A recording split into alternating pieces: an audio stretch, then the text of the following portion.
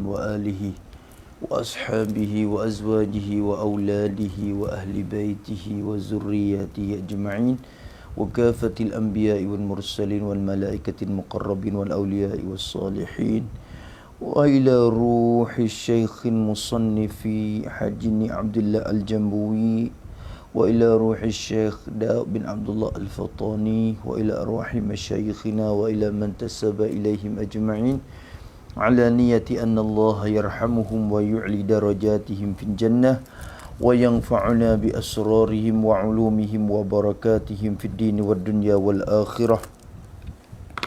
الفاتحة. أعوذ بالله من الشيطان الرجيم. بسم الله الرحمن الرحيم. الحمد لله رب العالمين والصلاة والسلام على أشرف المرسلين سيدنا محمد وعلى آله وصحبه أجمعين.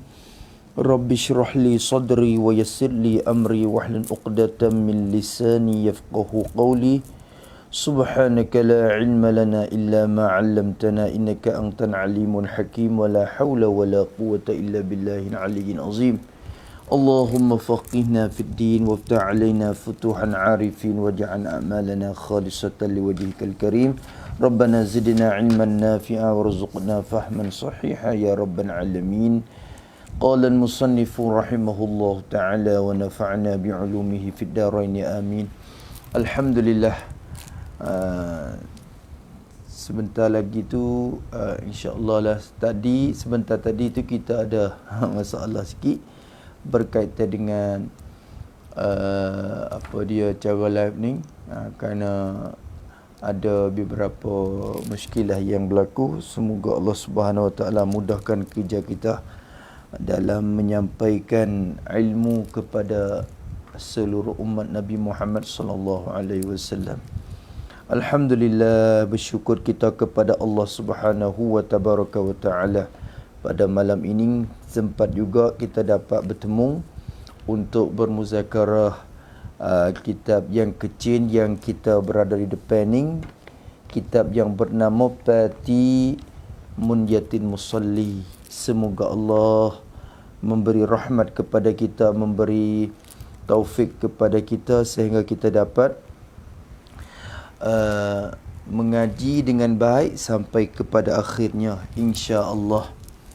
Alhamdulillah, kitab kita cuba kita tengok di permula kitab dia.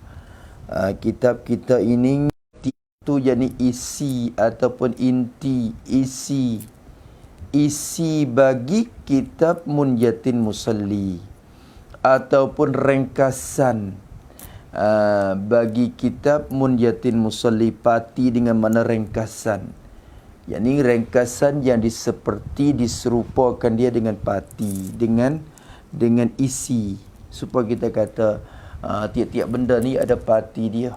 Macam kalau kelapa, pati dia kena kepada santan dia, itu pati dia. Maka tiap buah kayu pun ada pati dia, segala kerjaan ada pati. Maka kitab Musalli yang kita selalu mengaji tu, Masya Allah, terlalu panjang lebar mengikut tarikh permulaan pengajian tu agaknya panjang. Maka sebab itulah musannaf kita rahimahullah ta'ala ni dia buat satu kitab pula namanya Pati Munyatin Musalli, yakni ringkasan atau rumusan bagi kitab Munyatin Musalli. Munyatin Musalli yang kita maklum tu kitab bagi Syadau Al-Fatani rahimahullah ta'ala. Kalau kita ngaji kitab Musalli tu namanya Munyatin Musalli, yakni cita-cita bagi orang yang sembahyang. Tu asal makna Munyatin Musalli, mana cita-cita bagi orang yang sembahyang. Maka musannaf kita buat ringkasan namanya Pati Munyatin Musalli. Cuba tengok di mula, dia kata Pati Munyatin Musalli disusun oleh qalam ni pena atau pen, disusun oleh qalam Hajni Abdullah Ahmad Al-Jambuwi rahimahullah ta'ala. Hajni Abdullah ni dia buat juga satu pati pula namanya Pati Faridatul Faraid. Dia buat ringkasan juga daripada kitab Faridatul Faraid. Maka bagi dia ni banyaklah karangan dia tu. Ni Abdullah Ahmad Al-Jambuwi Ahmad Al-Jambui yang dibangsa kepada Jambu. Makna dia tu beranak di Jambu. Jambu ni satu daerah lah di petani sekarang ni. Tu Jambu, tu dia beranak di Jambu pada tahun 1333 Hijriah. Lama dah. Umur dia tu 60 tahun. Umur bagi musannaf kita ni umur dia tu. Tu dia mengaji mula-mula dengan apa dia? Dengan Allah yarham Pak Cuyeh Tok Raja Haji yang di Jamu tu pada masa tu. Dia umur 7 tahun tu dia mengaji situ. Tak lama lepas daripada mengaji dengan Pak Cuyeh ni, dia musafir pula kepada negeri Kelantan untuk mengaji di sana. Bertempat di Kelantan, mengaji di Kelantan tu selama 15 tahun. Lepas pada mengaji di Kelantan tu, berangkat musafir pula dia kepada Makkah Al-Mukarramah. Naik ke Mekah pula mengaji di Mekah 14 tahun. Masya Allah, pengajian dia sangat lama. Kita ni start je learning setahun 2 tahun ni kita rasa kita alim dah kadang-kadang. Maka berbanding dengan orang dulu, Masya Allah, mengaji dia betul berpuluh-puluh tahun pengajian dia. Tu itu ni Abdullah Al-Ahmad Al-Jambui. Darun Ulum itu sekolah dia. Sekolah nama Darun Ulum. Nibong Baru ni kampung Nibong Baru. Di Jala lah, dalam bandar Jala tu ada satu kampung namanya Nibong Baru. Tu maka dia bertempat sekolah dia di situ, Darun Ulum, Nibong Baru, Jala, Siam, mana Thailand. Maka kata musannaf, dia katakan maksud parti ni, parti musalli ni, parti dia tu apa maksud? Maksud bagi parti ni ialah musalli, dia kata. Maksudnya ialah musalli. Apa makna ialah musalli? Yakni isi kandungannya ialah kitab musalli. Tu dia kata isi kandungan dia daripada musalli. Tu makna tu ialah musalli. Maksud dia ialah musalli. Kitab ni ialah musalli, ialah isi kandungan dari kitab musalli, tetapi mudah, tapi lebih mudah daripada kitab musalli. Bila berbanding dengan ibarat uslub cakapan dia tu, lebih mudah kitab ni. Tidak sangat berkehendak tadah, dia kata. Tidak sangat berkehendak tadah. Tak bersangat berkehendak tadah, yakni berkehendak kepada renung fikiran pada cakapan dan ibarat. Tu makna itu. Tidak sangat berkehendak kepada tadah. Tak berhajat, tak sangat berkehendak dan berhajat kepada tadah. Tadah di sini renung cakapan dan fikir ibarat dan mutalaah, kita kata. Dia kata tak sangat. Kalau kita tilik pada kitab ni pun tak kena duk kira ibarat semacam dengan kitab musalli tu. Musallinya agaknya sukar untuk dipahami. Susah untuk nak faham. Kalau kita tak mengaji, berguru, agaknya susah dapat faham sikit daripada kitab musalli. Tetapi kitab parti dia ni, dia kata tak sangat berkehendak tadah. Tak semesti kita berkehendak kepada renung fikir sangat, tapi kena mengaji juga. Bukan kata tak baca sendiri, faham sendiri. Itu makna kena belajar juga daripada guru. Cuma kalau kita tilik kepada ibarat dan uslub cakapan dia tu, agaknya tidak sangat berkehendak kepada tadah lah. Kata lagi, patut sangat bagi orang-orang tua. Orang tua ni patut sangatlah. Tua-tua yang duduk di kampung sementara duduk dengung, duduk menunggu waktu Isya tu. Sementara waktu tu nak mengaji agama juga, patutlah bagi orang tua. Maksud orang tua ni yakni orang yang tak mampu belajar pondok. Maksudnya orang yang tak mampu belajar pondok, tak mampu nak masuk dalam sekolah pada tempat pengajian-pengajian yang khusus tu. Tu orang tua maknanya. Dia rasa malu dah hidup sekarang dengan budak pondok ni. Maka patut bagi orang tua. Lelaki perempuan serupa, dia kata. lelaki perempuan serupa. Yang ni sama. Jadi sama ada lelaki atau perempuan. Tu maksudnya tu. Serupa. Yang ni sama. Sama aja.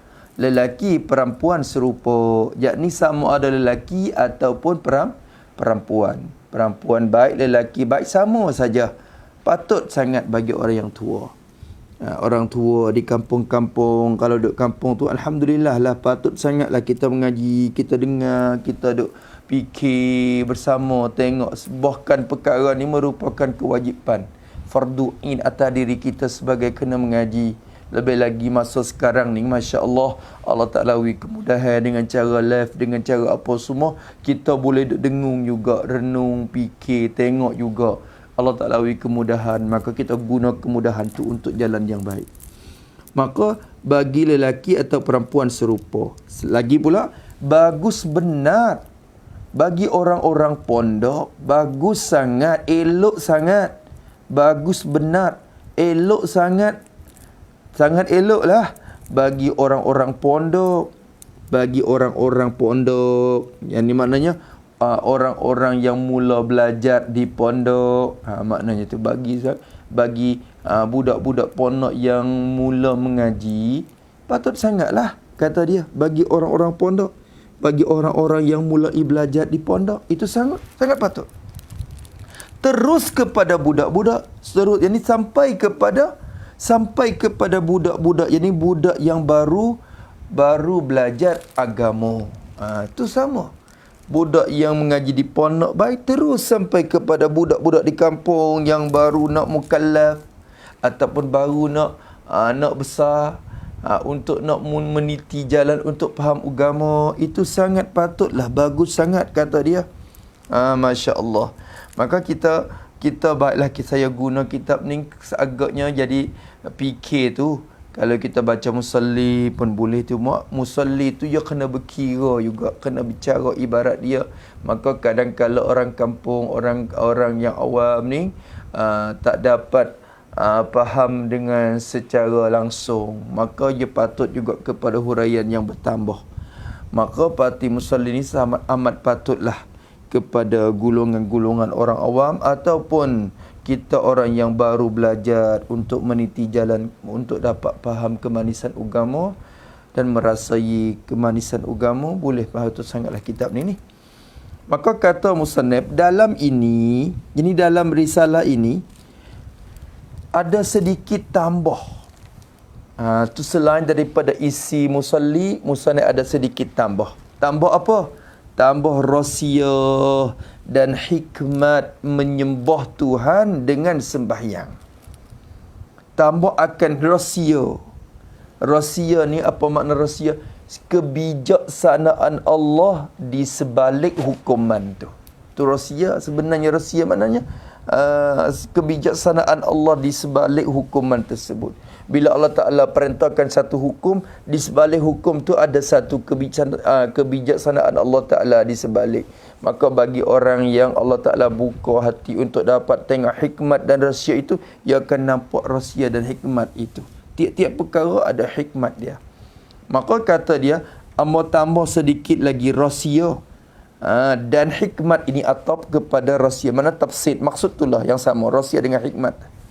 Jadi sedikit tambah rahsia dan hikmat. Hikmat dan rahsia ni maknanya kebijaksanaan Tuhan di sebalik hukum syariat itu. Maka tambah satu rahsia dan hikmat menyembah Tuhan. Hikmat menyembah akan Tuhan. Sembah itu dengan sembahyang, dengan rupa sembahyang. Dengan rupa sembahyang. Tulis itu sikit. Kita tulis taruh di menyembah tu, yakni hamba menambah hikmat yang bersangkut dengan cara menyembah Allah melalui sembahyang. Itu maksudnya. Jadi kita menyembah Allah Subhanahu Wa Taala. Kita salat, kita sembahyang, kita rokok, kita sujud.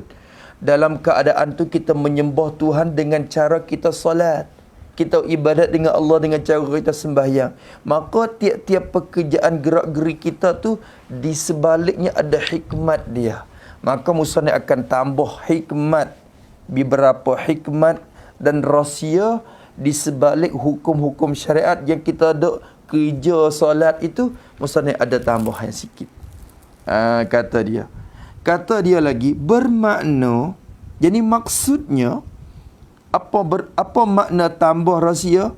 Apa makna tambah rahsia? Bermakna, jadi maksudnya tiap-tiap amalan sembahyang,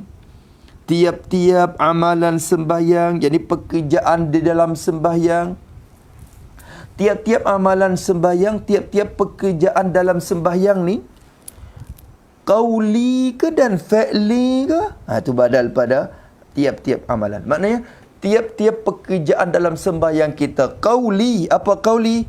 Jadi pekerjaan jenis berkata, pekerjaan yang bangsa berkata. Jadi pekerjaan yang jenis berkata. Tulis itu qauli, jadi seperti baca Fatihah,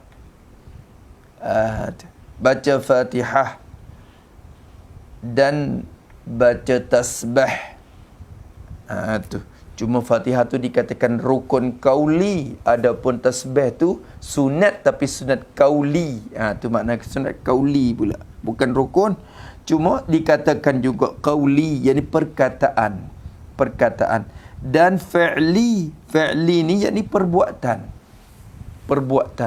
Maknanya tulis itu pada fi'li, yakni seperti rokok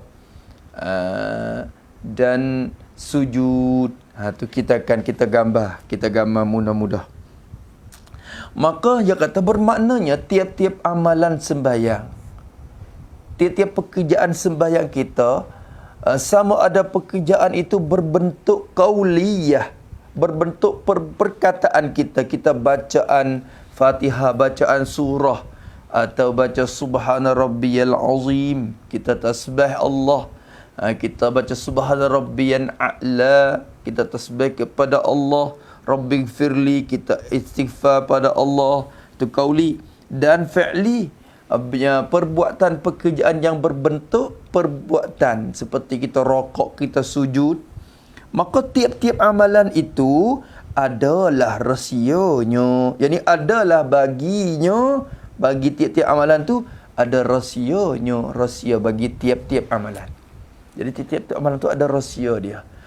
Dalam rokok tu ada rahsia dia, dalam sujud ada rahsia dia. Ini bagi mereka yang Allah Ta'ala buka mata hati supaya nampak rahsia itu, ia akan rasa kemanisan dalam ibadat.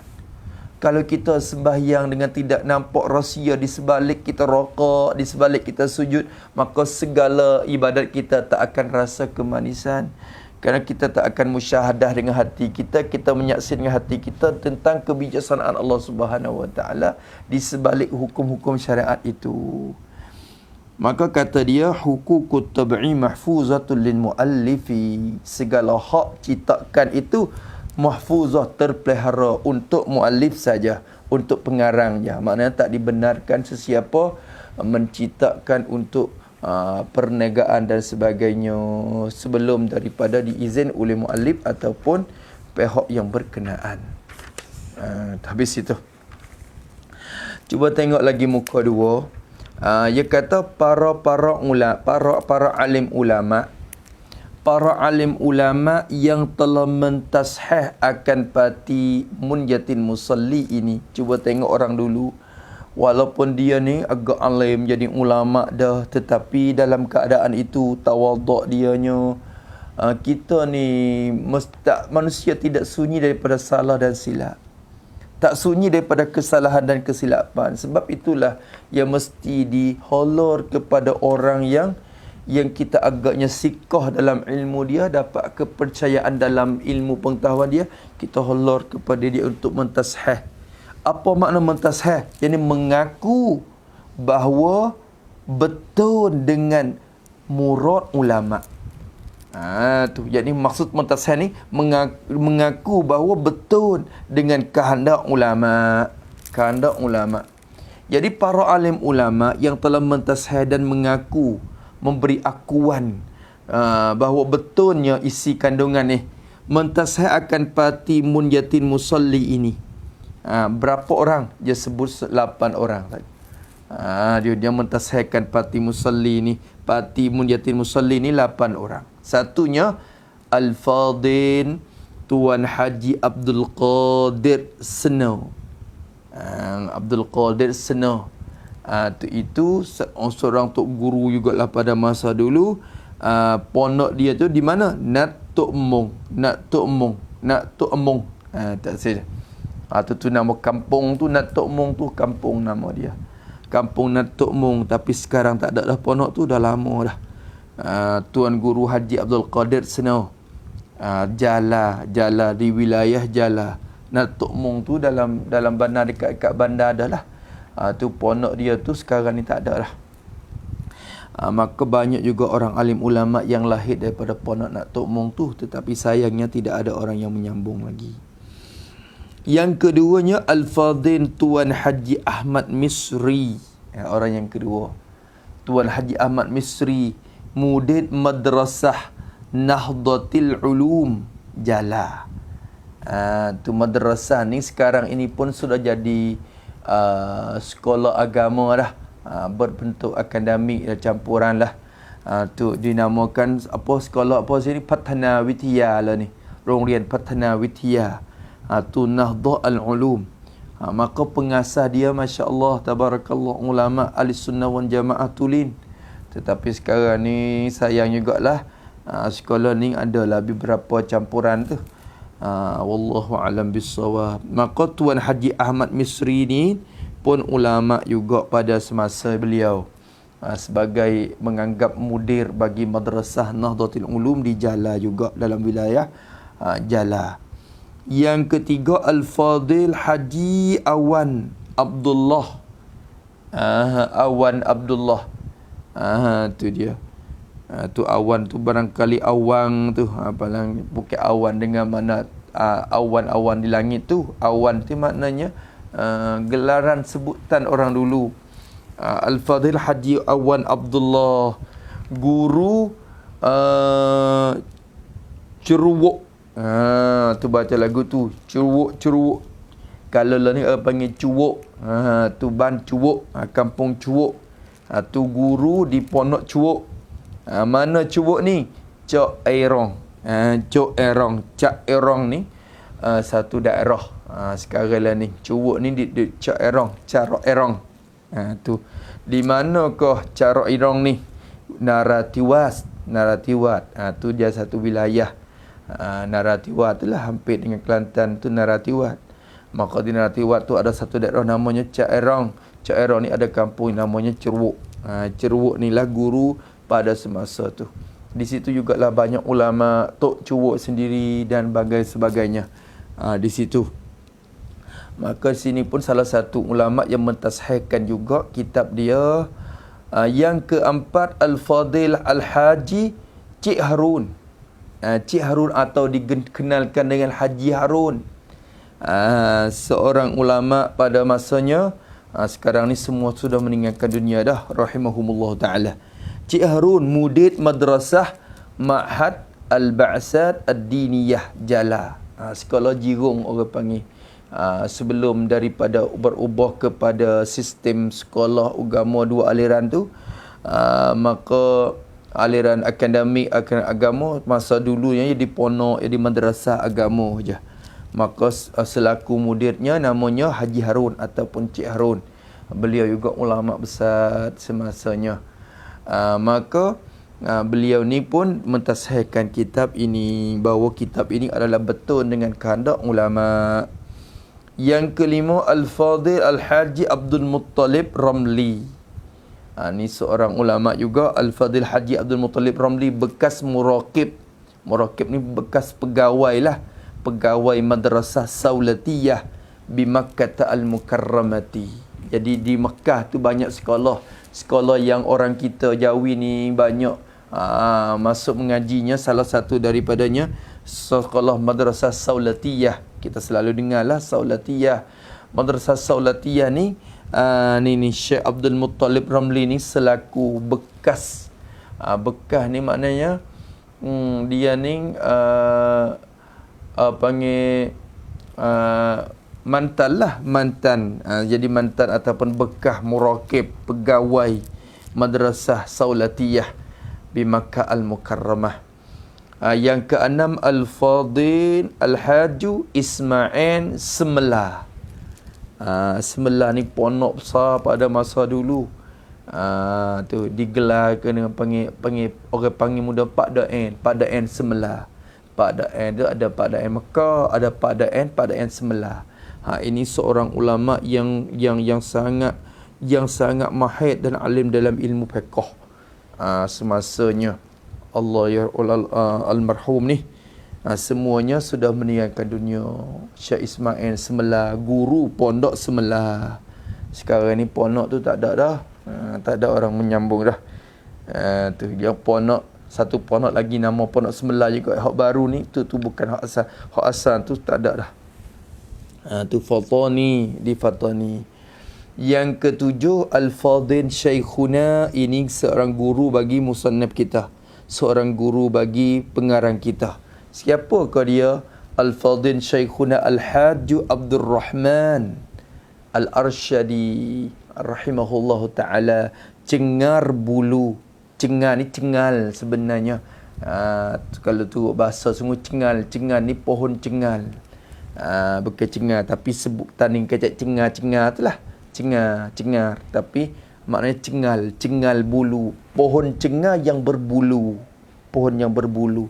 Ya, sang adalah kisah dia di sini. Di sinilah Tok Dala nama dia. Ni Tok Dala. Haji Abdul Rahman Arsyadi Cengar Bulu. Sebagai Tok Dala ini seorang tok guru bagi musannaf kita rahimahumallah taala. Nat Tanjung. Ni Nat Tanjung. Nat Tanjung ni satu kawasan mukim Nat Tanjung. Di Fatani. Ataupun digelarkan dengan Tok Dala. Tuan guru pengasas Pondok Dala ni. Tu Haji Abdul Rahman. Yang ke-8-nya Al-Fadil Al-Haji Wani Gelong Mandi. Wani ni kampung Gelong Mandi di Kresik. Hampir dengan Kresik sekarang ni, Masjid Kresik, dekat tu ada kampung Gelong Mandi. Wani ni seorang anak murid bagi Tok Dala jugalah. Anak murid Tok Dala juga, tapi anak murid yang tua lah. Tu. Ini seorang tok guru juga bagi Syekhuna Baba Abdul Karim ni. Semasa beliau duduk di Dala dulu. Allah alam lah. Ya sempat mengaji ketika duduk di Dala ataupun ya menadah di pondok dia. Semua ni sudah meninggalkan dunia. Rahimahumullahu subhanahu wa ta'ala. Fatani. Maka tilik kepada segala nama pentasihah ni pun cukup kita meyakini bahawa kitab yang kita akan belajar ini adalah kitab yang sesuai dan patut untuk dipelajari tiap-tiap peringkat, sama ada orang tua, muda, awam ataupun orang pondok ataupun orang pengajian. Semua tu mampu insya-Allah untuk dapat fahamkan kitab kita ni yang bernama Pati Munjatin Musalli.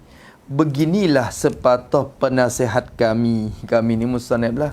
Beginilah sepatah penasihat kami. Kami nak nasihat sikit. Wahai guru-guru, dia kata wahai guru-guru agama. Maksud guru-guru yakni guru-guru agama. Wahai guru-guru, tolong ajarlah kepada murid. Ajarlah kepada murid risalah ini, buku kecil ini. Ajarkan kepada murid, ajarkan dalam pondok-pondok. Tolong ajar. Ya bukan suruh yang minta tolong ya. Tolong ajarkanlah risalah ni dalam pondok-pondok atau sekolah-sekolah. Kalau jadi ustaz ke, kita belajar ajarkan dalam sekolah-sekolah. Ajar tu pada kelas permulaan pada mubtadi. Kelas permulaan belajar. Kita mengajarlah kepada orang-orang yang mula mengaji. Dalam kampung-kampung patut sangatlah untuk gunakan risalah ini sebelum daripada kita meniti kepada Munjatin Musalli. Walau bagaimana sekalipun itu keberkatan itu berlainan pula, tapi kemudahan itu agaknya kita cenderung kepada kitab Pati Munyatil Musalli lah untuk kemudahannya. Kemudahan. Kata musannif rahimahullah, wahai imam, khatib, Bilal. Itu mudah. Wahai imam, wahai khatib, wahai Bilal. Tok imam, tok khatib, tok Bilal. Ajarlah risalah ini kepada makmum tuan. Makmum tuan, orang yang di bawah jagaan tuan. Tuan akan bertanggung, akan tanggungjawab. Kerana kullukum ra'in wa kullukum mas'ulun an ra'iyati. Tiap-tiap kamu itu adalah dikatakan orang yang akan disaan tentang tugas-tugasannya. Maka imam ni pun ada tugas dia untuk bicaranya orang kampung semua. Orang kampung dia kena dengar Tok Imam. Tok Imam tu pun kena mengajar orang kampung. Wajib kena mengajar. Kalau Tok Imam tak mampu untuk mengajar, ya kena carilah orang mengajar di masjid-masjid. Tapi untuk kitab ni pada cukup dengan imam ya untuk mengajar, insya-Allah. Maka kita yang bakal jadi Tok Imam ni di mana-mana tempat, maka patutlah kita guna risalah ini untuk mengajarkan dia. Wahai muslimin, wahai orang Islam yang dapat mengajar, yang boleh mengajar. Itu makna muslimin di sini bukan semua orang Islam. Muslimin yakni segala orang Islam yang mampu mengajar, yang sudah mengaji, yang mampu mengajar. Katanya, ajarlah risalah ini kepada anak-anak isteri tuan. Anak tuan baik, isteri tuan baik. Anak-anak tu banyak, isteri tu seorang. Yang nampaknya tu, kalau isteri-isteri tu banyak isteri. Ini isteri seorang je. Ajarlah kepada anak-anak isteri tuan. Kewajipan tuan kena mengajarkan dia. Qu anfusakum wa ahlikum nara. Allah Ta'ala sebut dalam Quran, hendak kamu jaga diri kamu dulu. Kamu mengaji dulu, selamat diri kamu. Wa ahlikum, kemudian selepas pada tu kamu mengajar pula anak isteri kamu. Tarik mereka kepada syurga. Jangan campak mereka ke dalam neraka. Usaha kita bawa ke syurga sama. Maka ayat itu suruh kita mengajarkan. Jangan kita pandai seorang kita. Isteri kita kena mengajar. Bertanggungjawab isteri. Bertanggungjawab suami kena mengajar isteri. Apatah lagi kitab ini berbentuk kitab fardu'in. Fardu'in ni kena mengajar. Kena dia kenakan cara solat yang betul, yang sahih. Cara wuduk yang sahih dan cara ibadat dengan Allah Ta'ala yang sahih. InsyaAllah. Maka kata dia, ajarlah risalah ini kepada anak-anak isteri tuan, supaya mereka sekalian, mereka tu anak-anak isteri tu, supaya mereka tu sekalian tu kasih dan pandai pada mengerjakan sembahyang. Kasih, yakni hati gemar hati. Bila faham, bila pandai, bila reti, gemar nak buat. Kalau buat dengan kelabu-kelabu, buat dengan mata kelabu-kelabu, buat dengan sama-sama gitu, jadi malah nak buat ibadat. Tapi kalau buat dengan tahu, dengan yakin, maka jadi kasih, mana gemar hati dan pandai, jadi betul, sahih, pandai pada mengerjakan sembahyang. Sama ada sembahyang fardu atau sembahyang sunat. Kerana semua tu berhajat kepada rukunnya dan syarat-syaratnya. Habis itu. Maka patutlah kita mengajikan kitab ini untuk jadi panduan kehidupan kita dalam amal ibadat. Kerana ibadat solat ni salah satu ibadat yang penting. Kerana awal-awal ibadat yang dihitung pada hari kiamat apa? As-solat, sembahyang. Sembahyang tu awal-awal amalan yang yang dihitung dan dihisap pada hari kiamat. Awwalu ma yuhasabu bihil abdu yawmal qiyamah as-salah. Awal-awal amalan yang dihisap pada mula-mula kali di hari kiamat sembahyang. Kalau sembahyang dia betul, sembahyang dia kena dengan syarat rukun dia, maka diterima oleh Allah, maka dia akan dapat kemudahan pada segala soalan-soalan pada amalan yang lain lagi. Kalau solat dia tak betul, yang lain tak akan ditanya, bahkan ditanya dengan cara berat-berat. Itu sebab itulah solat itu sangat pentinglah. Sehingga tidak gugur kewajipannya sehingga mati. Sampai kepada mati barulah gugur kewajipan solat. Tu je kepentingan dia. Maka pentinglah kita ambil panduan kitab ni menjadi panduan kita dalam mengaji kitab cara-cara solat. Cuba tengok muqaddimah bagi muallif sikit.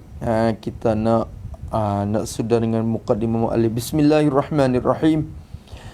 Alhamdulillahilladzi hadana lil khidmati li abna'i awtanina.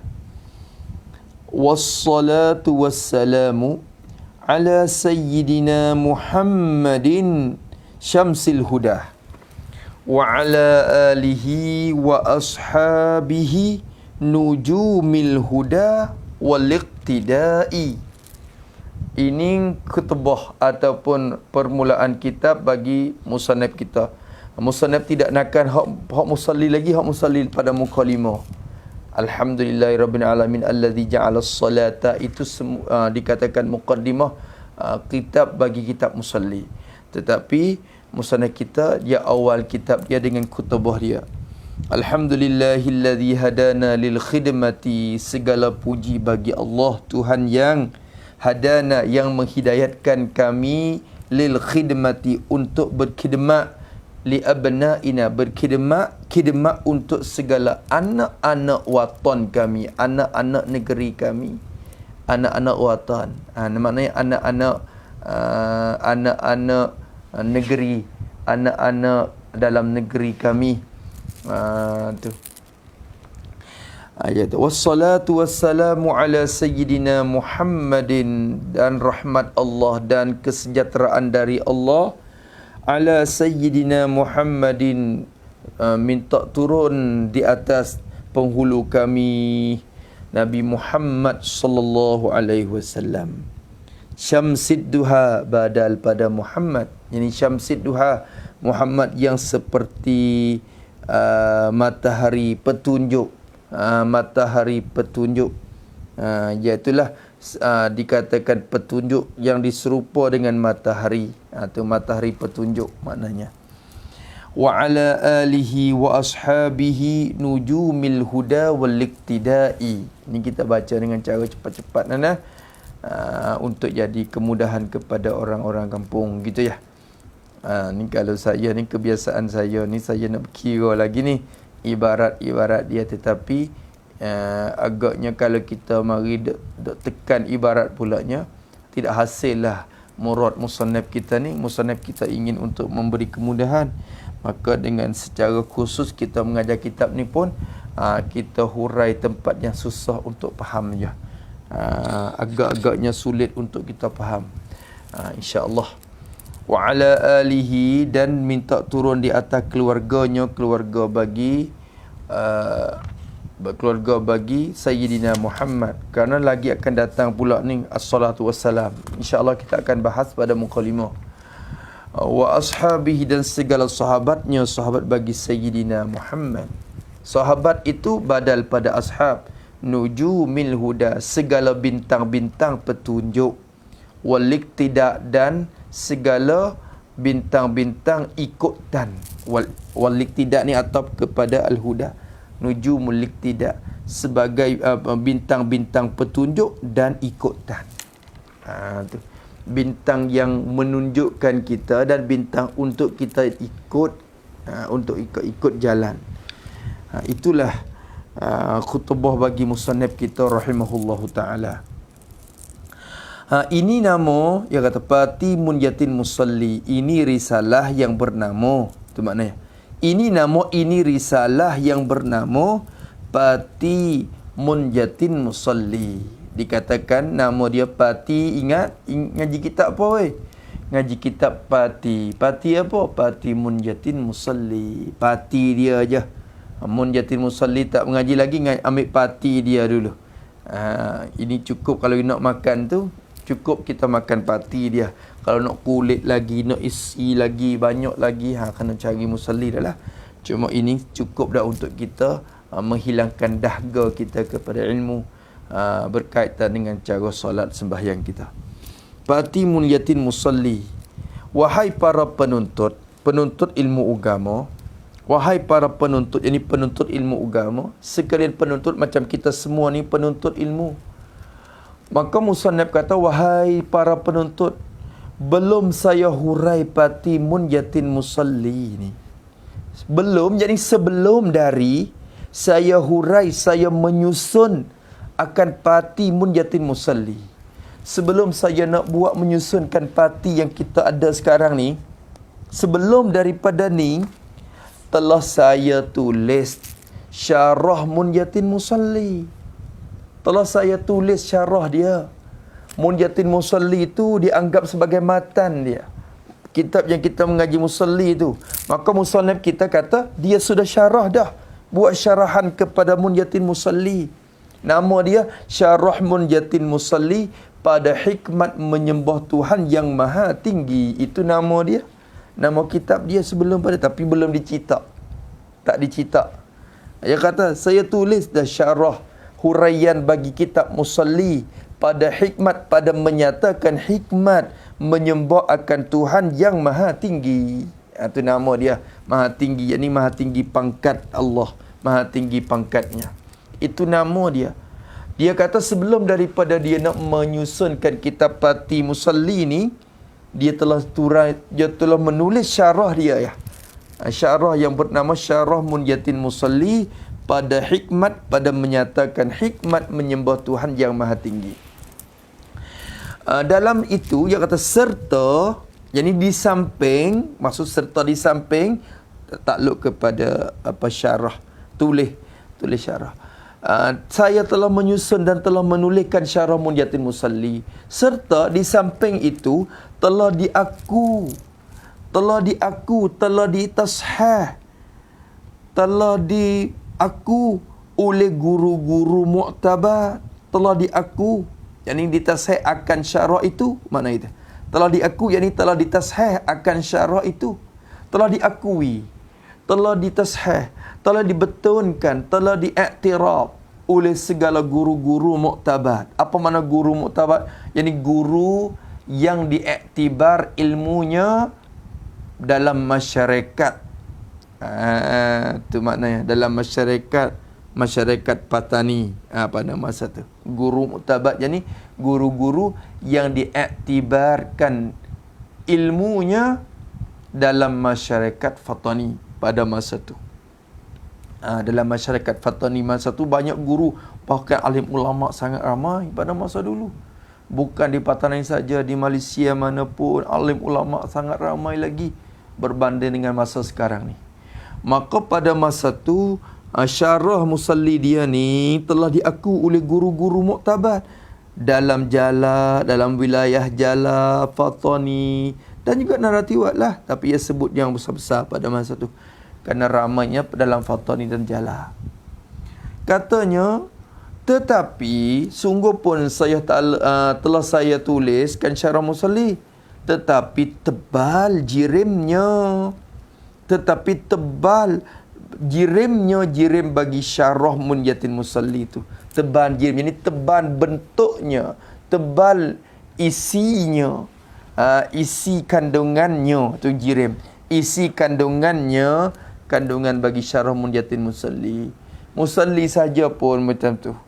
Bila buat syarah tebal lagi lah, jirim dia bentuknya, bentuk rupa syarahan tu tebal, tetapi tebal jirimnya, tebal bentuk syarahan rupanya, nyeronjok kepada Syarah Munjatin Musalli. Tebal sangat. Bila tebal tidak sesuai, tidak patut dengan budak-budak. Tidak patut, tidak sesuai dengan budak-budak. Maksud budak-budak ni, yakni orang yang mula mengaji. Orang yang mula mengaji. Orang yang mula belajar ilmu. Jadi orang yang mula mengaji, kanak-kanak yang umur 15, 16, 17 mulai nak pegang pen je, pegang kolam saja. Mulai nak pegang kitab je. Bila jumpa dengan kitab tebal gitu akan rasa agak susah. Maka tak patut, tak sesuai dengan budak-budak dan orang tua di desa. Dan atap kepada budak. Ini tidak sesuai dengan orang-orang tua. Orang tua di mana? Di desa. Yang ini di kampung-kampung. Orang tua di kampung-kampung pun tak sesuai lah nak mengaji kitab besar-besar tu. Agaknya sulit. Tu kalau setengah-setengah masjid mengaji tu seminggu sekali. Bila nak habis? Kadang-kadang 2 minggu sekali. Ada setengah masjid 2 minggu sekali berjumpa Munyatul Musalli. Bila nak khatam, bila nak sampai, mati dulu. Mati dulu pakcik-makcik tu. Dengan sebab itulah berhajat kepada kitab yang kecil untuknya memuaskan hati dan menghilangkan dahaga dan laparnya segala pakcik-makcik yang duk menunggu di masjid tu. Duk pegang buah tasbih dah untuk menunggu dah Malikul Maut datang. Bagi mereka tu lebih berhajat kepada kitab yang ringkas-ringkas. Berbanding kepada kita orang muda ni, tak apalah kita nak menuju ngaji musalli apa semua. Itu sepatut juga. Kerana kita orang muda. Kalau orang tua tu lambat lagi. Tu. Lalu tu patut dia kata tidak sesuai dengan budak-budak dan orang tua di desa, di kampung. Kemudian sahabat seorang kawan saya, dia tak sebut nama apa, tapi adalah ramai sahabat saya, yakni tok guru jugalah ni. Sahabat saja, yakni sahabat sepengajian. Ini masuk dalam tok guru jugalah. Tu. Tok guru ni kadang-kadang dia tak sempat, dia minta kawan dia buat. Tu. Begitulah keadaan guru-guru. Kemudian sahabat saya yang agaknya dikatakan guru juga. Sahabat saya ni, sahabat mana tu? Sahabat yang sangat kasih. Yang sangat saya kasihkan dia. Maknanya yang sangat kasih. Yang sangat saya kasihkan dia. Saya kasih sangatlah. Maknanya sahabat ini ikut dia. Kalau dia sebut dia minta apa-apa pun, saya tak tolak lah maknanya.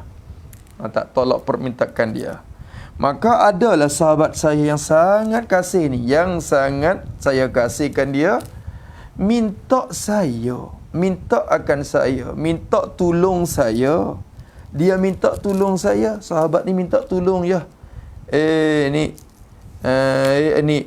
aku ni tak sempat ni, aku tak sempat nak buat. Aku nampak sesuai lah. Minta tolong, dia kata, minta tolong saya. Minta apa?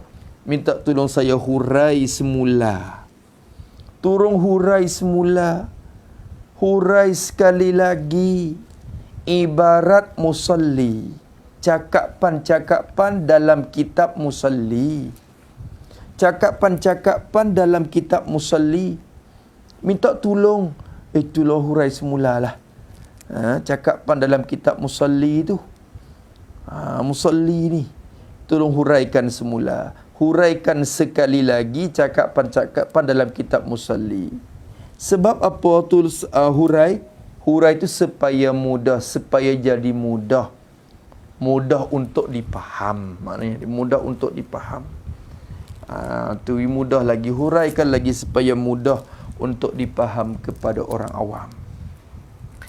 Maka ketika tu apabila sahabat saya minta kepada saya untuk dihuraikan sekali lagi tentang kitab musalli yang agaknya sukar ibarat tuturan dia, lalu tu maka dicampak ke dalam hati saya. Yani maka Allah campak, Allah memberi nampak. Tu makna. Tu dicampak. Maka dicampak, yani Allah beri nampak ke dalam hati saya. Jadi terlalu mai. Hati tu nampak. Allah tak ada campak dalam hati, dia nampak. Beri nampak. Bila campak, nampaklah. Maka dicampak, jadi maka Allah beri nampak ke dalam hati saya ketika kawan saya minta tolong tadi tu. Dicampak ke dalam hati saya, bersetuju. Hati setuju, rasa bersetuju. Bersetuju dengan pintaan itu. Comel juga. Elok juga. Rasa setuju dengan permintaan itu. Mintakan kawan saya itu tadi. Tu. Sebab apa saya rasa setuju? Ini ilat pada bersetuju. Kenapa saya rasa bersetuju begitu? Kerana, kata dia, kerana sebabnya serata tempat kitab yang berkat ini ada mengajar dan mengaji. Tu. Kerana serata tempat, rata-rata tempat. Serata tempatnya ni di merata-rata tempat. Rata-rata. Di Petaning baik, di Thailand, di Malaysia baik, sampai hatta di Indonesia ke, ada sebahagiannya di Brunei ke, di Vietnam, di Kemboja pun ada mengajar. Masya Allah kitab ni, kitab Musalli ni. Serata-rata tempat. Kitab yang berkat ini, kitab Musalli yang berkat ini. Kitab Musalli, kitab yang berkat ini, yakni kitab Munyatin Musalli yang berkat ini. Kerana rata-rata kitab ini yang berkat, kitab Munyatin Musalli ini, Musalli ni Masya Allah, tuan-tuan yang rahmati Allah sekalian, Masya Allah, sangat barakah dia. Kalau kita kita tilik kepada keberkatan dia, susah ditandingi. Kerana apa? Ini salah satu daripadanya sebab keikhlasan musannaf dia dengan Allah, kejujuran hati dia dengan Allah Subhanahu wa taala. Ikhlas untuk Allah, kerana Allah bersemangat hemok untuk menilik, untuk tengok masyarakat itu bercelak mata daripada berbuta huruf, berbuta mata dalam ilmu, sehingga dapat celak dan melihatkan hakikat ilmu, hakikat ibadat. Dengan keikhlasan hati musannaf itu, Allah Ta'ala kabulkan kitab musannaf, iaitulah kitab Musalli, Munyatin Musalli. Sehingga di rata tempat itu sama ambil kitab ini, buat mengaji. Kalau kita kira, banyak kitab dalam masyarakat kita sekarang ini yang berbicara dengan solat. Pendoman tu, pandoman ini, cara solat begitu, begini. Banyak kitab yang bicara berkenaan dengan solat, dengan sembahyang. Tetapi dalam keadaan itu, orang suka nak mengaji Musalli juga. Tak ditelan zaman kitab ini. Walaupun dengan sulit ibarat dia, cakapan dia, susah faham. Tapi dalam keadaan susah itu pun, sanggup orang menunggu untuk mengaji. Ini satu keberkatan yang Allah Ta'ala nak tunjuk, dan Allah Ta'ala terima doa musannaf Syekh Daud Al-Fatani. Maka di mana-mana tempat pun apabila ada mengajar kitab Munyatul Musalli, selalulah didatang, disambut oleh masyarakat. Itu tanda keberkatannya kepada kitab Musalli itu. Sehingga walau ada kitab Munyat ni, parti ini sekalipun, parti ini pun tak boleh bertanding juga keberkatannya. Kalau dipilih untuk mengaji, walaupun susah dipaham, orang akan tuju untuk mengaji Musalli lagi. Tetapi kita pilih kitab ini satunya kerana kemudahan faham kepada orang awam itu. Mudah-mudahan Allah Ta'ala juga kabulkan kitab ini dan menjadikan kitab ini punca mendapat maghfirah dan futuh daripada Allah Subhanahu wa Ta'ala kepada kita sekalian. Kerana di serata tempat kitab yang berkat ini ada mengajar dan mengaji. Dia kata ada mengaji belaka. Di pondok-pondok, juga di kampung-kampung, di pondok-pondok, yakni tempat pengajian. Di pondok, di sekolah, di mana pun, juga di kampung-kampung pun ada mengajar. Bukan setakat di pondok saja.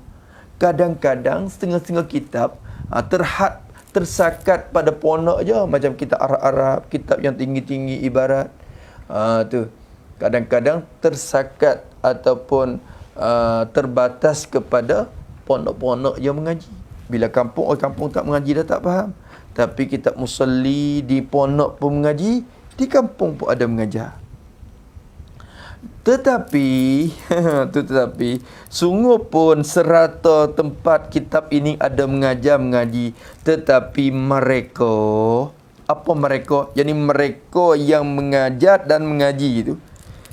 Tetapi mereka yang mengajar dan mengaji, dalam keadaan ada orang mengajar serata-rata, tetapi mereka menyangut-nyangut. Musalli ini payah. Mereka menyangut. Apa menyangut? Mereka pakat-pakat berkata, bersahut itulah. Mereka menyangut-nyangut, mereka pakat kata dan mengaku bahawa musalli ini, kitab Munjatil Musalli bagi Syekh ni payah. Jadi payah dipaham. Kena teliti, kena tilik dengan halusi, kena renung, kena fikir. Kadang-kadang lebih lagi berkait dengan cara muwafiq masbuk di belakang. Allahu Akbar, yang bernama Bahjah tu. Kalau kita tengok kitab Bahjah tu pula sulit lagi lah ibarat dia tu. Musalli sahaja ni pun cukup hebat dah. Tu akan dia, masya-Allah. Sulit. Saya berazam juga untuk nak baca Munjatil Musalli pada suatu hari nanti, insya-Allah. Tetapi dalam masa yang terhad ni kita baca yang ni dulu, insya-Allah taala. Tetapi mereka menyangut-nyangut musalli ini payah, kata dia. Walaupun di rata-rata tempat pun, tapi mereka tu mengaku. Orang mengajar pun kadang-kadang mengaku untuk mengajar orang kampung. Faham tak ibarat-ibarat tersebut tu? Mengaku. Kadang-kadangnya begitu. Tu. Dengan sebab mereka menyangut musalli ini payah. Tu. Dengan sebab mereka menyangut-nyangut musalli ini payah, dengan sebab mereka mengaku kata musalli ini payah, qalam saya pun, tu ya isnad majazi. Qalam saya, yakni pena saya, tangan saya pun menulis lah. Qalam saya pun bergerak menulis. Apa maksud menulis? Menulis yakni merengkaskan, memudahkan, merengkaskan dan memudahkan kitab musalli. Itu makna menulis. Jadi merengkaskan dan memudahkan kitab musalli. Qalam saya pun mula menulis. Tu. Menulis tu mengikut bagaimana susunan bagi kitab musalli. Susunan bagi kitab musalli. Susunan mana? Susunan yang asal, iaitulah kitab Munjatul Musalli bagi Syekh Da'al Fatani. Masya-Allah, tabarakallah.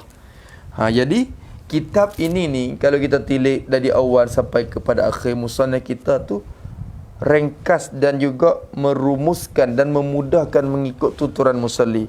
Musalli muka ni sebut apa dulu musannaf pun ambil hak tu dulu sebut. Bukan dijemput yang belakang tu mari letak dulu, ambil yang di mula-mula tu letak di belakang. Bukan begitu.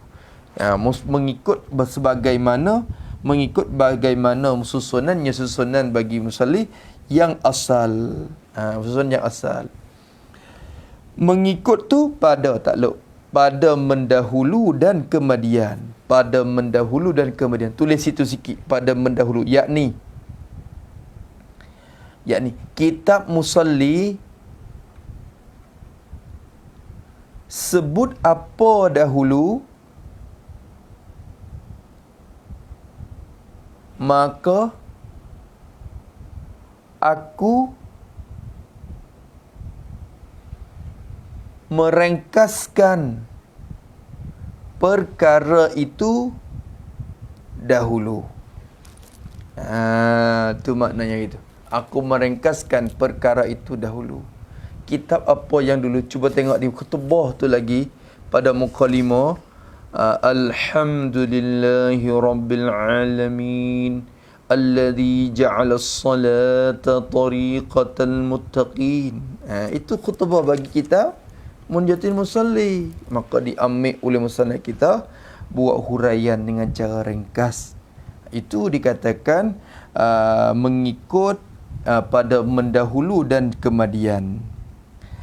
Habis itu, dan setengah-setengah ibaratnya ibarat bagi kitab musalli ni. Setengah-setengah sebahagian daripada cakapan bagi kitab musalli. Setengah-setengah ibarat cakapan musalli yang terang. Yang sudah terang, yang sudah jelas, yang terang, yang ini tidak berhajat kepada hurai. Itu maknanya. Yang terang, yang tidak berhajat kepada hurai. Ada juga musalli ni bukan semuanya payah. Ada tempat yang terang nyata bila baca sudah faham, ada juga. Bukan semuanya payah. Setengah-setengah ibaratnya musalli yang terang juga saya ikutkan. Saya ikutkan. Tu. Tulis itu pada saya ikutkan, yakni saya sebutkan juga mengikut susunannya. Walaupun mudah sekalipun, kata gitu. Maknanya kadang-kadang tempat ni mudah. Kalau kita ingin untuk ringkaskan yang payah saja, maka yang mudah tu kita buang terus. Ada. Kita sebut juga, ambil juga. Walaupun terang pun saya ikutkan juga. Tetapi, dia kata, parti ini mudah. Tu dia. Tapi kitab Parti Munyatin Musalli ini, tetapi kitab ini mudah. Ini terlebih mudah daripada Munyatin Musalli. Maknanya itu mudah. Ini terlebih mudah daripada Munyatin Musalli. Nisbah pahaman kita tu mudah faham. Bila dengar terus faham. Mudah faham. Tu maksud mudah. Apa maksud mudah? Tafsir tu tidak sangat berkehendak kepada tadah. Tidak sangat berkehendak kepada tadah. Tak sangat berhajat kepada tadah, yakni kepada merenung dan fikir ibarat. Itu maksud gitu. Tak berkehendak kepada merenung dan fikir ibarat. Tak mesti kena duk tadah, tolong fikir lama. Tak berhajat. Tak sangat berkehendak. Tak sangat. Kalau berkehendak pun berkehendak juga, tapi tak sangat. Patut benar, patut sangatlah bagi orang tua-tua, orang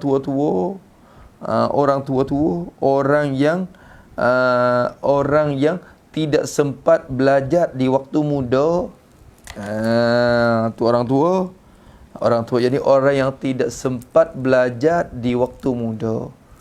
Kalau orang yang sudah belajar di waktu muda, tua dia tu tua berisi, tak apalah orang tu boleh baca kitab Arab dah.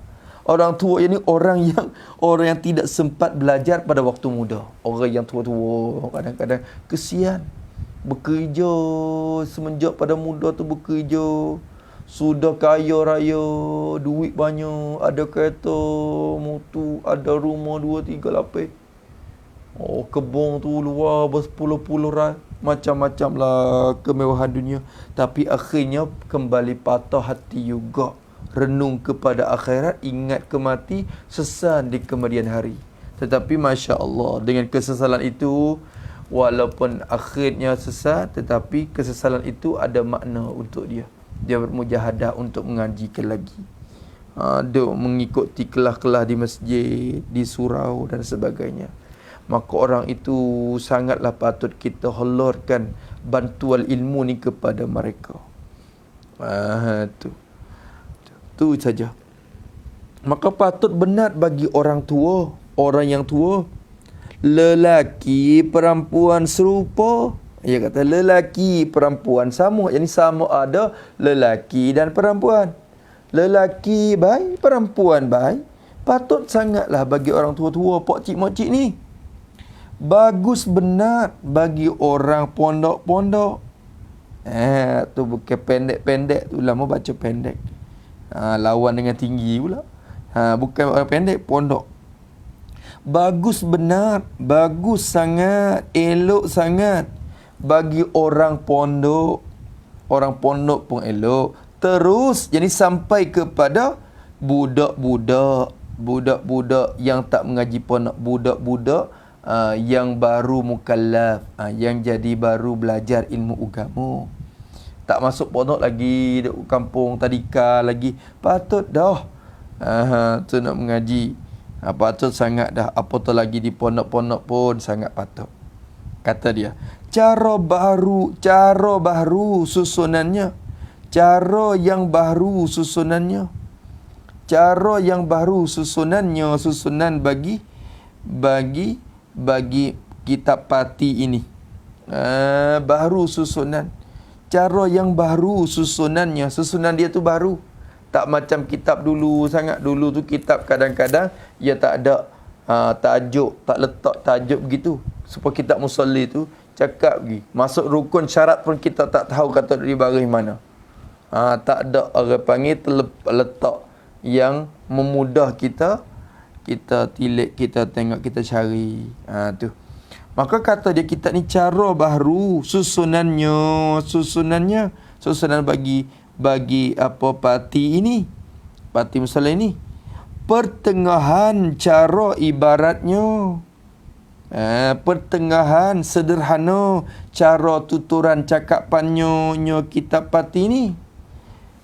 Sederhana, tak jadi tinggi sangat cakap, tak jadi kampung sangat, tak jadi bahasa tinggi sangat. Pertengahan cara ibarat dia, susunan dia pun baru. Itu ya. Kalau ada tersalah kolam, yang maksud kolamnya yakni tulisan. Kalau ada tersalah kolam, tersalah tulisan, sekiranya terdapat. Kalau tersalah, yani kalau didapati, maknanya itu. Kalau didapati tersalah kolam, tersalah tulisan, atau cap. Ini atau kepada kolam. Tersalah cap ni citakan. Kadang-kadang ni tulis ni betul dah, tapi orang citak tu silap pula. Di situ ada titik. Ni tidak, sebenarnya situ tidak ada titik hurufnya, maka ditambahkan titik. Jadi asalnya ditambahkan jim, jadi titik jadi jim. Masalah itu orang panggil silap, salah pada citakan kitab ni, tobok kitab ni. Kalau didapat tersalah pada citakan dan cap, kata dia diharap, yani kepada orang yang mendapat, diharap kepada orang yang mendapati tu, diharap kepada orang tu membaiki semula. Membaiki, yang ni baiki tempat yang salah itu. Baiki tempat salah tu, baiki. Membaiki tu dengan tidak cela kepada saya lah. Tu dengan takluk kepada membaiki. Baiki dengan tidak cela kepada saya, kepada kesalahan yang berlaku dari saya. Tu. Jangan tidak cela kepada saya. Ni apa musana ni? Apa tok guru ni? Tulis pun tak betul.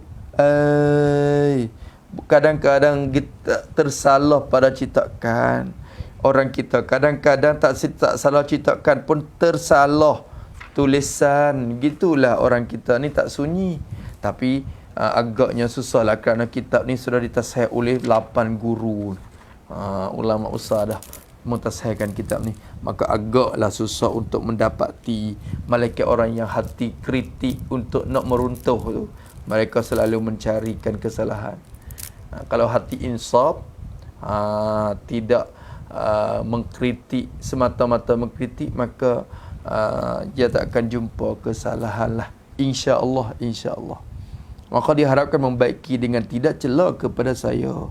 Allahumma ftah alaina futuhan arifin wa faqihna fid din. Musannif berdoa, moga Allah Ta'ala istijabah, Allah Ta'ala terimakan doa musannif sehingga kita digulungkan dalam doa ini.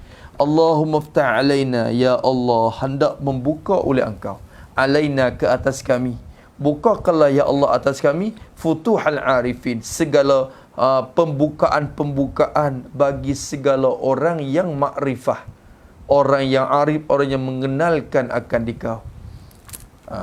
Tu orang yang arif billah dapat pembukaan macam mana, bukakan kepada kami semacam pembukaan mereka ya Allah. Wa faqihna fid din, dan hendak memberi faham oleh Engkau akan kami fid din, pada agama Islam, faham dengan baik, faham dengan cara yang betul. Ya Allah, memberi fahamkanlah, kerana tanda orang yang Allah Ta'ala memberi kebaikan yang besar dan banyak, Allah Ta'ala akan memberi dia faham dalam dalam agama.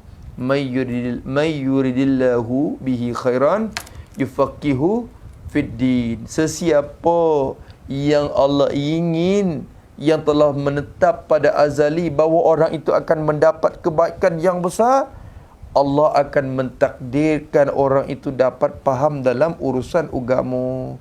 Maka kita mengaji agama ni salah satu jalanan dah untuk membukti bahawa Allah Ta'ala ingin untuk kita dapat kebaikan yang besar. Maka alhamdulillah, syukur kepada Allah dapat belajar agama walaupun dengan secara live, walaupun dengan cara jauh, tidak bersempat bertelaki, bersua muka sekalipun. Syukur kepada Allah, semoga diberi faham kita pada urusan agama, insya-Allah. Wa faqihna fid din wa ja'alna minal ulama'i al-amilin. Dan hendak jadikanlah engkau ya Allah, hendak jadi olehmu ya Allah akan kami ni semua minal ulama'il amilin, adalah setengah daripada segala ulama-ulama yang beramal dengan ilmu. Amilin, ulama yang beramal dengan ilmu. Kalau ulama tahu saja tak beramal, tak ada juga, itu dikatakan ulama isu yang diminta pelindung oleh Nabi SAW. Kita ni mintanya jadi ulama il-amilin, ulama yang betul-betul takwa kepada Allah sehingga dapat khasyah dan mengerja apa yang disuruh oleh Allah Subhanahu wa taala. Habis itu akhir kita kata pada 11 Rabiul Tsani tahun 1384, itu tahun penulisan khutbah kini. Pada pada hari bulan 11 Rabiul Tsani tahun 1384, yakni Hijriyah tu, bukan Masihi tu. Kalau Masihi tu lama dah. Tapi ni bukan ni Hijriyah. Disusun oleh qalam, disusun oleh tulisan, disusun oleh pena Tuan Guru Haji Ni Abdullah Ahmad Ni Abdullah Ahmad Al-Jambuwi. Abdullah bin Ahmad tu, bin Ahmad ayah dia. Ni Abdullah bin Ahmad Al-Jambuwi, orang Jambu, beranak di Jambu. Tapi ia besar di Kelantan, di Mekah tu. Yang duduk Jambu pun dia mengaji dengan Pak Cuyih, Tok Raja Haji tu. Lepas pada tu dia pergi mengaji di Kelantan pula. Lepas di Kelantan tu bersempat mengaji di Mekah 14 tahun. Di situlah bersama dengan para masyayikh dia yang ramai. Ahmad Jambuwi Al-Fatani rahimahullahu ta'ala, khadimul ilmi, yang berkhidmat akal ilmu. Maksud ilmu agama, yang berkhidmat akal ilmu, yani khidmat akal ilmu, yani dan ahli ilmu. Khadimul ilmi ay wa ahlihi, pengkhidmat, pembantu ilmu agama dan pembantu ahli-ahli ilmu. Tu di mana tempat dia? Darul Ulum, sekolah dia Darul Ulum, Nibong Baru, Jala, Thailand. Thailand. Depan dia kata Siam dulu dah. Siam ni Thailand sama lah. Darul Ulum Nibong Baru ni kampung dia. Masa dulu kampung Nibong Baru. Sekolah yang bernama Darul Ulum, kampung Nibong Baru, wilayah Jala, Thailand. Dan kamakan dan atau kepada khadimul ilmi, dia ni sebagai orang yang khidmat ilmu pada Darul Ulum, yakni Darul Ulumi Nibong Baru, Jala, Thailand. Dan kamakan ini bahasa Siam tu diperfatanikan. Kalau orang Malaysia tengok tu ya, tak faham apa ni kamakan ni. Cari juga kamus tak berjumpa. Apa kamakan Islam? Bacanya kamakan Islam. Dan kamakan Islam, apa kamakan Islam? Yani ahli jawatan kuasa agama Islam. Ahli jawatan kuasa agama Islam. Cangwat ni wilayah, cangwat ni bahasa Siam. Cangwat jadi wilayah Jala. Ahli jawatan kuasa Majlis Agama Islam wilayah Jala pada masa tu. Tu maknanya. Tu kamakan Islam Cangwat Jala. Sekadar tu dulu, insya-Allah cukup dah, kita masa pun dah tengah malam dah. Mudah-mudahan insya-Allah dengan ala qadar tu kita akan dapat manfaat daripada ilmu yang kita belajar. Mengaji kalau berkitab ini ya rasa hasil juga, kerana kita ada tulis, kita ada dengar. Semata-mata dengar tu pun ada habuan dah. Salah satu daripada kita syukur nikmat telinga kita. Tapi kalau kita ada kitab, kita banyak syukur nikmat. Salah satunya kita syukur nikmat telinga dengan sebab kita dengar, dan kita syukur nikmat mata kita dengan sebab kita melihatkan huruf-huruf kitab itu, dan kita mensyukurkan nikmat tangan kita dengan sebab kita dapat menulis juga, catat juga isi kandungan dia, dan kita mensyukurkan nikmat harta kita dengan sebab kita belikan kitab ini ataupun kita photostat kitab ini. Itu banyak, kalau kita guna kitab ni banyak cara syukur yang akan hasil dengan sebab itu. InsyaAllah kita akan bersambung pula esok hari pada muka 5. Bismillahirrahmanirrahim. Mulai masuk khutbah kitab Musalli. Alhamdulillahi rabbil alamin alladhi ja'ala as-salata tariqatal muttaqin. Wallahu subhanahu wa ta'ala a'lam. A'udzu billahi minasyaitonir rajim. Bismillahirrahmanirrahim. Alhamdulillahi rabbil alamin wassalatu wassalamu ala asyrafil mursalin wa ala alihi washabihi ajmain. Allahumma inna na'udzubika min ilmin la yanfa'u, qalbin la yakhsha, wa 'amalin la yarfa'u, du'ain la yustajab. Nas'aluka 'uluman nafi'a wa rizqan tayyiban wa 'amalan mutaqabbala. Rabbana atina fid dunya hasanah wa fil akhirati hasanah wa qina 'adzabannar. Sallallahu ala sayyidina Muhammad wa ala alihi washabihi. Walhamdulillahi rabbil alamin.